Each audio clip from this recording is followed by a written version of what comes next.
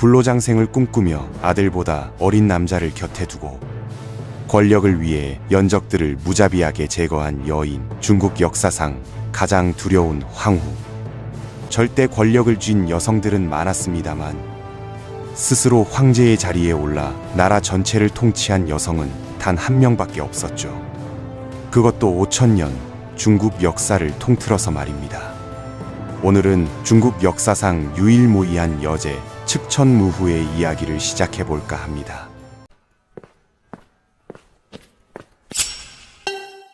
당나라 건국을 도왔던 무사확이라는 장군이 있었습니다. 이 무사확은 당 고조로부터 직접 소개받은 양 부인과 혼인해 세 딸을 두었는데요. 그중 둘째 딸로 태어난 아이가 바로 측천무후였습니다. 뛰어난 집안 배경과 출중한 외모 덕분에 측천무후는 14살의 어린 나이에 당 태종의 후궁으로 들어가게 됐죠. 다만 문제가 있었습니다. 태종은 너무 어린 측천무후를 침실로 부르지 않았던 거예요. 대신 그녀를 곁에 두고 소녀처럼 귀여워했다고 합니다. 얼핏 보면 황제의 사랑을 받은 것처럼 보이지만 실상은 달랐습니다. 당시 당나라 황실에는 독특한 관습이 하나 있었는데요. 황제가 죽으면 아이를 낳지 못한 후궁들은 모두 절로 보내져 평생을 비구니로 살아야 했던 겁니다. 측천무후도 자칫하면 청춘을 절간에서 보내야 하는 처지였던 거죠. 태종은 고구려 원정에서 입은 상처 때문에 결국 세상을 떠났고 측천무후는 관습에 따라 감업사라는 절로 들어가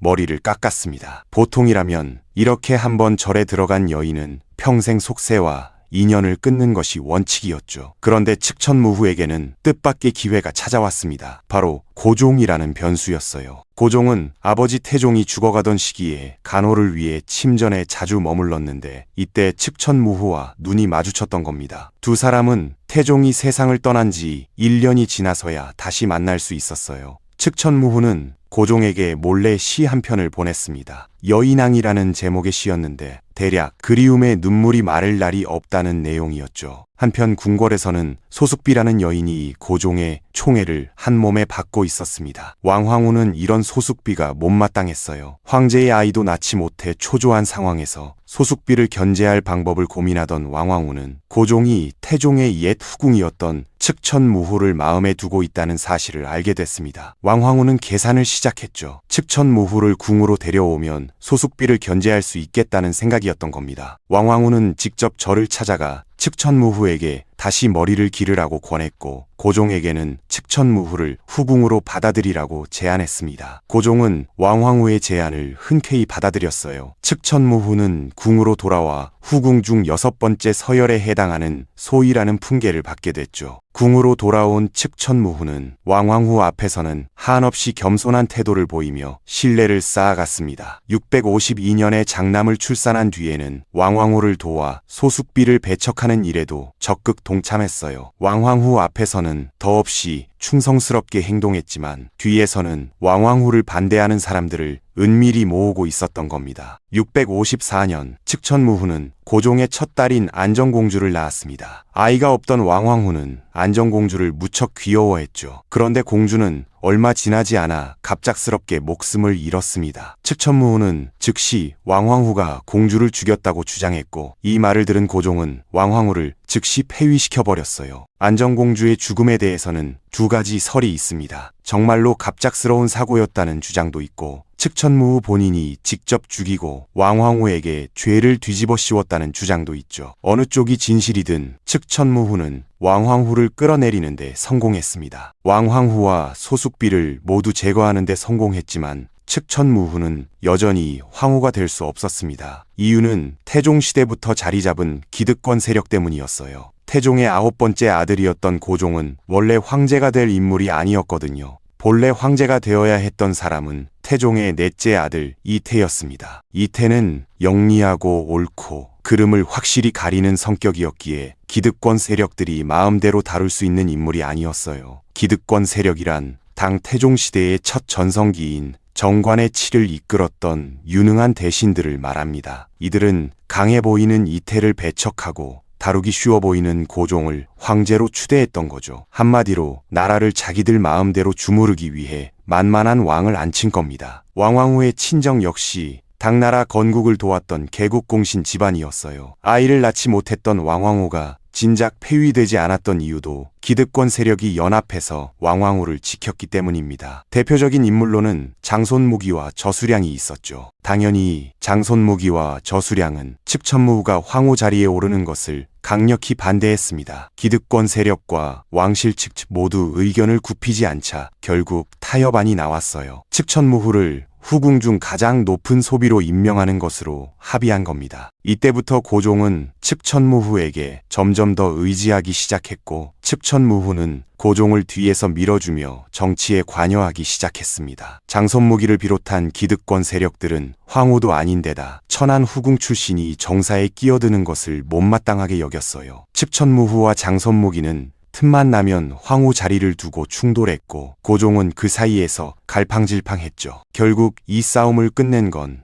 고종의 선택이었습니다. 고종은 장손무기 세력들의 극심한 반발에도 불구하고 측천무후를 황후 자리에 올렸던 거예요. 황후가 된 측천무후는 본격적으로 자신의 정적들을 제거하기 시작했습니다. 가장 먼저 표적이 된 건 소숙비였어요. 측천무후는 이미 평민 신분으로 떨어진 소숙비를 데려와 곤장으로 때린 뒤 팔다리를 절단하는 고문을 가했습니다. 그리고 술독에 담가 죽였죠. 이때 소숙비는 마지막 순간 저주를 퍼부었다고 합니다. 다음 생에 고양이로 태어나 쥐가 된 측천무후에게 복수하겠다는 내용이었어요. 이 때문인지 측천무후는 궁궐에서 고양이를 기르지 못하게 했다고 전해집니다. 소숙비 다음 차례는 기득권을 장악한 대신들이었습니다. 측천무후는 장손무기를 비롯한 대신들을 모조리 유배 보냈어요. 특히 자신이 황후가 되는 것을 가장 앞장서서 막았던 장손무기와 저수량에게는 유배지에서 스스로 목숨을 끊으라는 명령을 내렸죠. 장손무기는 결국 일가족 전체가 몰살당했습니다. 아이러니한 건 뭘까요? 다루기 어렵다는 이유로 이태를 배척하고 고종을 황제 자리에 앉혔던 그 선택이 결국 이 모든 파국을 불러왔다는 점입니다. 측천무후는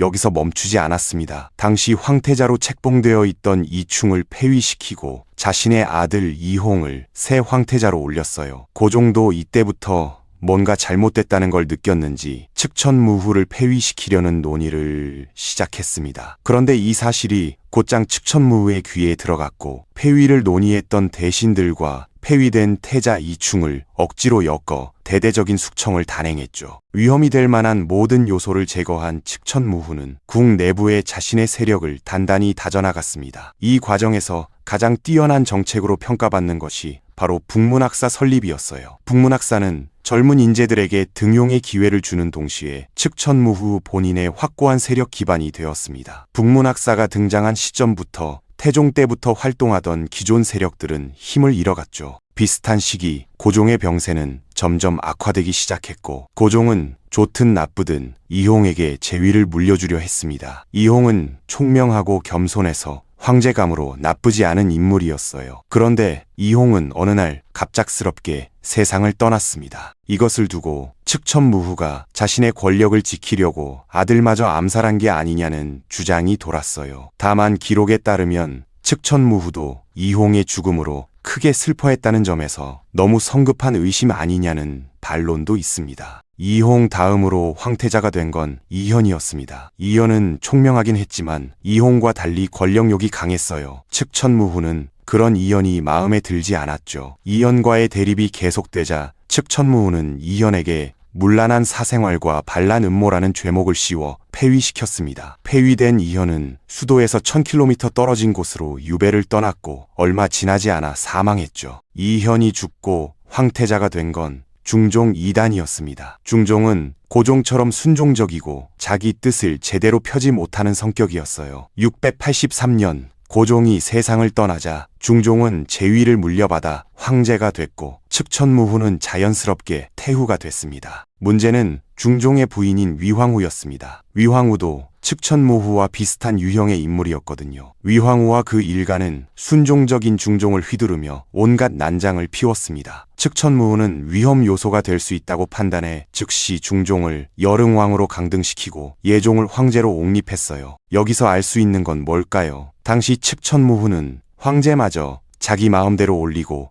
끌어내릴 수 있는 권력을 손에 쥐고 있었다는 점입니다. 무소불위의 권력에 반발한 사람들이 양주에서 이경업을 중심으로 군사를 일으켰지만 측천무후의 진압군 앞에 참패를 당했습니다. 측천무후는 반란을 주도한 대신들을 모두 처형한 뒤 권력 구조를 재편했어요. 이후 예종에게서도 황위를 빼앗은 측천무후는 국호를 주나라로 바꾸며 중국 최초이자 유일한 여황제로 등극하게 됐습니다. 당시 측천무후의 나이는 67세였습니다. 그녀의 정식 칭호는 성신황제였어요. 평균 수명이 57세 정도였던 시대에 67세라는 고령의 나이로 황제가 된 거죠. 측천무후는 자신이 무시성을 가진 이유가 고대 주나라 왕족의 후예이기 때문이라며 이를 근거로 주나라 왕조를 계승한다고 선포했습니다. 황제로서의 정통성을 확보하려는 시도였던 거예요. 심지어 이씨였던 아들들의 성도 모두 무씨로 바꿔버렸습니다. 그렇다면 측천무후는 어떤 황제가 됐을까요? 이미 수십 년간 고종을 대신해 당 제국을 이끌었던 측천무후는 스스로 세운 주나라에서도 황제의 역할을 누구보다 훌륭하게 해냈습니다. 황제가 된 측천무후는 밀고 정책을 통해 대신들이 서로를 믿지 못하게 만들었어요. 밀고하는 사람을 적극 지원했고 지목된 사람에 대해서는 측천무후 본인이 직접 수사를 진행해 엄중한 벌을 내렸죠. 이때부터 궁 내부에는 매일같이 피바람이 불었습니다. 대신들은 출근할 때마다 가족들과 눈물겨운 작별 인사를 나눴고 무사히 퇴근해 집에 돌아오면 두 손 들어 기뻐했을 정도였다고 해요. 특히 황족인 이씨 일가는 중종과 예종을 제외하고는 씨가 거의 말랐습니다. 아무리 서로 못 믿게 만들었다 해도 반란은 계속 일어났어요. 중종을 복위시키라는 이원가로부터 낙인봉기까지 여러 차례 반란이 일어났지만 측천무후는 자신의 편으로 돌린 무신 세력을 바탕으로 모든 반란을 손쉽게 진압했습니다. 궁 내부에서는 매일 숙청과 처형이 이어지던 시기였지만 역설적이게도 백성들은 측천무후에게 열광했습니다. 측천무후는 자신의 임무를 제대로 수행하지 않거나 공포정치를 악용하는 관리들에게 엄벌을 내려 백성들에게 통쾌함을 선사했거든요. 정치적 쇼의 성격도 있었지만 무능한 관리를 내쫓으며 행정 효율도 크게 높였습니다. 백성들의 삶은 측천무후 이전보다 훨씬 나아졌던 거죠. 측천무후가 나라를 잘 다스린 비결은 뭐였을까요? 모든 학자가 동의하는 첫 번째는 바로 파격적인 인재 등용이었습니다. 당 태종 시대까지만 해도 혈통이나 가문에 따라 벼슬을 얻는 경우가 많았어요. 그런데 측천무후는 신분이나 지위, 출신에 관계없이 실력만으로 사람을 뽑아 중요한 관직에 앉혔던 겁니다. 이런 인재 등용 방침은 특정 집단의 권력 세습을 막는데도 큰 효과가 있었어요. 측천무후는 과거 시험으로 뽑는 인원을 대폭 늘렸고 관리들에게 적극적으로 뛰어난 인재를 추천받았습니다. 이렇게 측천무후 시기에는 전국에서 인재들이 구름처럼 몰려들었죠. 측천무후가 나라를 다스리는 동안 과거 시험을 통해 조정에 들어온 관리는 약 650여 명, 재상은 11명으로 이전 시기인 고조와 태종시대를 합친 숫자보다 약 두세 배나 많았다고 합니다. 신진 관리를 대거 등용했던 거예요. 결국 이 인재들이 측천무후와 함께 나라의 황금기를 주도하게 됐습니다. 측천무후에게 다소 비판적이었던 당나라 역사서에서도 이런 업적을 인정하는 기록이 곳곳에 남아 있습니다. 측천무후는 인재 선발에 힘썼다. 등용의 문을 활짝 열어 거리낌 없이 인재를 등용하며 계속 훌륭한 사람을 찾았다. 관직에 맞지 않게 무능한 자가 있으면 모두 찾아내 관직을 빼앗고 대신 그 자리에는 정말로 현명하고 재능이 뛰어난 자를 임명했다는 내용이죠. 측천무후는 이렇게 뛰어난 인재들을 불러 모아 안으로는 나라를 안정시키고 밖으로는 국경을 튼튼히 다져나갔습니다. 측천무후 시기에 궁궐 안에서는 피바람이 불었지만 특히 경제가 전반적으로 크게 발전했는데요. 측천무후의 다양한 장려 정책 덕분에 농업은 물론 상업, 수공업, 교통이 발달할 수 있었습니다. 중국 역사에서는 측천무후가 나라를 통치하던 이 시기를 당 태종의 치세에 버금간다고 높이 평가하며 정관의 유풍이라고 부르게 됐어요. 위대한 여황제로서의 면모를 인정받게 된 겁니다. 새롭게 세운 주나라가 점차 번성하자 측천무후는 더 이상 공포로 나라를 다스릴 필요가 없다고 판단했습니다. 공포 정치를 멈춘 거예요. 그리고 이전까지 자신의 명을 받아 밀고와 고문으로 사람들을 죽이던 관리들에 대해서도 특단의 조치를 내렸습니다. 바로 그 흉리들을 제거하거나 직위를 박탈한 거예요. 반대로 이들에게 억울하게 고통받았던 백성들을 복권시켜 민심을 얻었습니다. 민심을 잃지 않으려고 영리하게 대처한 거죠. 아마도 측천무후는 태평성대를 이끌었던 전설 속 위대한 성현들처럼 그런 성군이 되려는 꿈을 꿨던 것 같아요. 67세라는 고령의 나이에 황제가 됐기 때문에 천하를 좀 더 오래 누리려면 건강 유지가 필수였습니다. 이를 위해 측천무후는 우선 도가의 수련을 하면서 몸과 마음을 안정시켰어요. 그리고 특히 불로장생의 건강 비법으로 특이한 것을 가까이 했는데요. 바로 젊은 남자들이었습니다. 병에 걸리지 않고 장수를 누리게 도와준다는 도교의 양생술에 따르면 젊은 남자를 가까이 두고 성생활을 하면 젊음을 회복할 수 있다고 당시에 믿었던 거예요. 여황제에게도 특별히 총애받은 남자들이 있었는데 이들을 보통 남총이라고 불렀습니다. 측천무후의 첫 번째 남총으로 알려진 사람은 풍소보라는 인물이었어요. 그는 도시에서 장사를 하던 상인 출신이었는데 몸이 매우 단단하고 건장했다고 알려져 있습니다. 측천무후는 그가 너무 마음에 들어서 신분을 세탁하기 위해 설회의라는 새로운 이름을 내렸고 나중에는 대장군이라는 관직까지 내려줬어요. 그는 측천무후의 침소를 드나들며 큰 총애를 받았다고 합니다. 이후에도 측천무후의 남총 선발은 식을 줄 모르고 계속됐는데 가장 아꼈던 사람들은 측천무후 나이 70세가 되던 해 만난 장씨성의 형제들이었습니다. 이들은 당시 20대의 젊은 나이에 얼굴이 연꽃처럼 아름다운 데다 재주도 대단히 뛰어났다고 해요. 피리와 비파를 신들린 듯 연주하고 춤솜씨까지 혼을 쏙 빼놓을 정도로 뛰어났다고 합니다. 측천무후는 이들을 남총으로 삼아 여러 벼슬을 내리고 침실수발을 들도록 했어요. 그리고 여기에 그치지 않고 잘생긴 남자들을 모으는 전문 관청까지 만들었다고 합니다. 이 관청을 공합감이라고 하는데 장씨 형제 중 형을 수장으로 임명해서 각지에서 미소년들을 선발하도록 했던 거죠. 이 소식을 들은 천하의 남자들 반응은 어땠을까요? 남자들은 측천무후의 눈에 들기 위해 관청에 들어오고 싶어 했고 이를 위해 자신이 얼마나 남자다운지 혹은 미모가 뛰어난지를 과시했다고 합니다. 풍문에 의하면 하룻밤을 함께 보낸 남자가 3,000명이니 뭐니 하는 이야기들이 떠돌기도 했죠. 생각해보면 당나라 당시 남자 황제들은 후궁을 120몇 명씩 거느리고 있었고 심지어 현종 때는 궁녀만 4만미였다고 합니다. 단지 황제가 여성이라는 이유로 비난받는 거죠. 양생술이 정말 효과가 있었을까요? 전해져 내려오는 바에 의하면 측천무후는 장씨 형제와 함께 지낸 덕분에 많이 젊어졌다는 말을 했다고 해요. 자치통감에 따르면 측천무후의 나이가 73세가 됐는데도 주변 사람들이 측천무후가 그 정도로 나이가 많은지 모를 정도로 젊은 상태를 유지하고 있었다고 합니다. 측천무후는 건강한 삶을 위해 익모초를 다려 먹기도 했고 건강을 위해 채식도 많이 했는데요. 가장 유명한 요리가 가연채라는 음식이었어요. 물을 진짜 국수처럼 얇게 썰어서 만든 음식인데 그걸 즐겨 먹었다고 합니다. 그런데 측천무후가 남총에 빠질수록 탄탄했던 측천무후에 대한 지지에는